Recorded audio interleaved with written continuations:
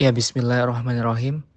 Saya ingin tegas langsung di awal, terutama untuk teman-teman perempuan ya, bahwa tinggalkan majelis ilmu yang isinya melecehkan perempuan.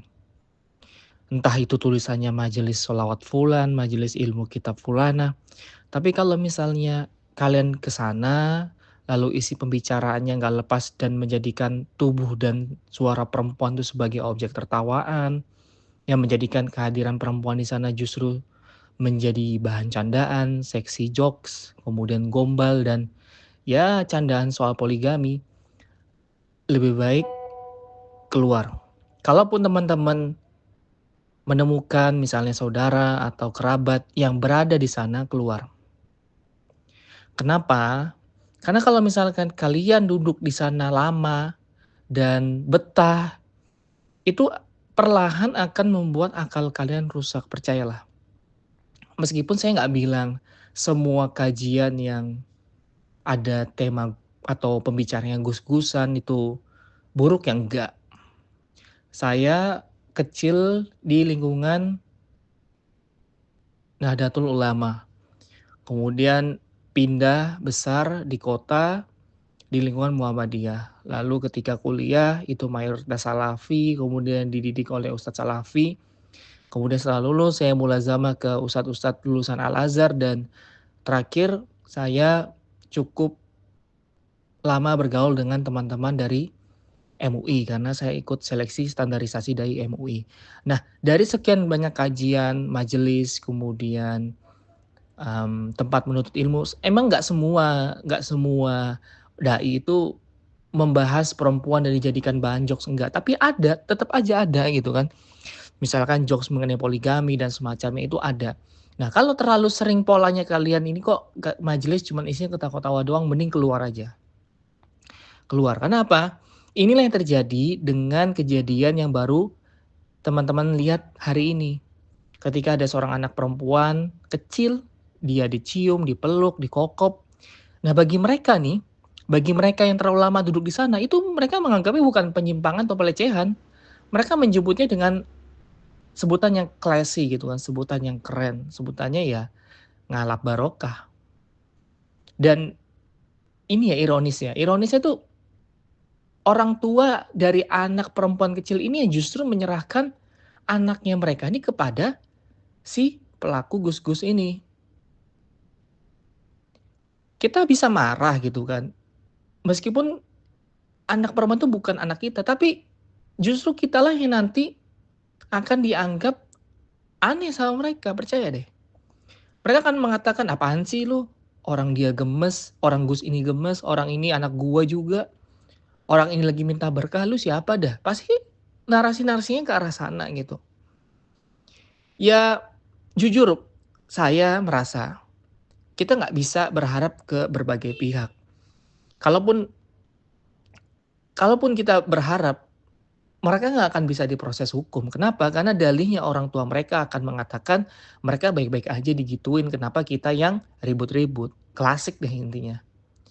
Nah makanya ketika kalian bertanya, terus kita bisa apa nih untuk melihat fenomena ini? Kita bisa kok membuat perubahan, terutama untuk teman-teman perempuan ya. Satu hal deh yang teman-teman perempuan harus cermati. Di balik dari anak-anak yang dicium itu, sadar nggak kalian? Kalau ada para ibu di belakang mereka yang nggak belajar. Di belakang anak-anak kecil itu ada para ibu yang nggak paham dengan ilmu, yang fanatik, yang nggak punya dasar agama yang baik. Kalian sadar nggak? Pertanyaan saya untuk kalian. Kalian mau jadi kayak mereka? Dan mengulangi kesalahan mereka dengan anak-anak kalian? Mau nggak? Makanya perempuan tuh harus pintar. Makanya perempuan harus berilmu. Makanya perempuan harus memahami fikih dasar. Ini mutlak harus dilakukan. Kenapa? Karena kalau misalkan teman-teman perempuan mau memutus fanatisme dan pelecehan terhadap perempuan, ya dalam bentuk apapun, ya lakukan ini. Meskipun kalian bisa aja menyanggah perkataan saya, tapi Mas, yang bertugas mendidik perempuan kan laki-laki atau suami. Ya kita nggak bisa berharap kayak gitu, kalian nggak bisa berharap seperti itu. Kalian nggak bisa berharap sesuatu yang di luar kendali kalian. Yang kalian lakukan ya, lihat sesuatu yang bisa kalian kendalikan dan kerjakan. Saya pun ketika menikahi istri, itu nggak bisa memiliki kendali, "Oh, istri gua harus pemahamannya ini, istri gua harus pemahamannya seperti itu, kadar keilmuannya seperti ini, hafalan Qurannya harus berapa juz." Enggak, nggak bisa.